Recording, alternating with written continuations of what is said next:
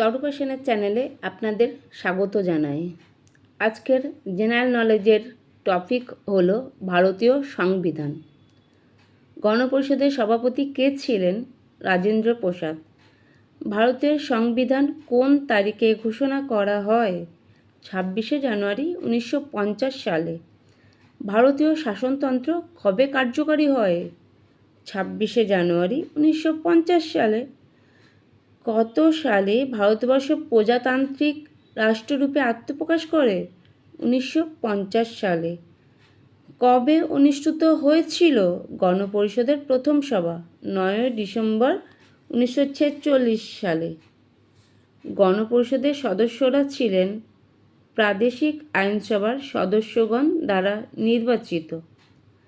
কাকে ভারতের সংবিধানের স্থপতি বলা হয়? বি.আর. আম্বেদকর। 1946 সালে গণপরিষদের প্রথম সভায় সভাপতিত্ব করেছিলেন ডক্টর সচ্চিদানন্দ সিনহা। ভারতবর্ষে সংবিধান গৃহীত হয়েছিল গণপরিষদের মাধ্যমে।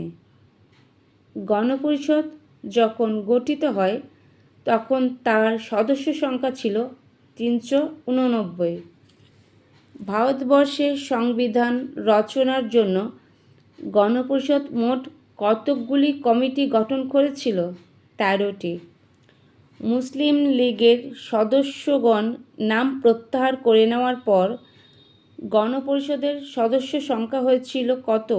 299। চেয়ারম্যান সহ ড্রাফটিং কমিটিতে মোট কতজন সদস্য ছিলেন? 7 জন।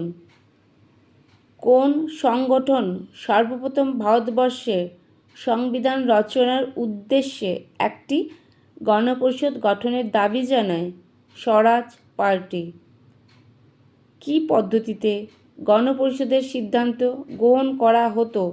সর্বসম্মতিক্রমে। নমস্কার।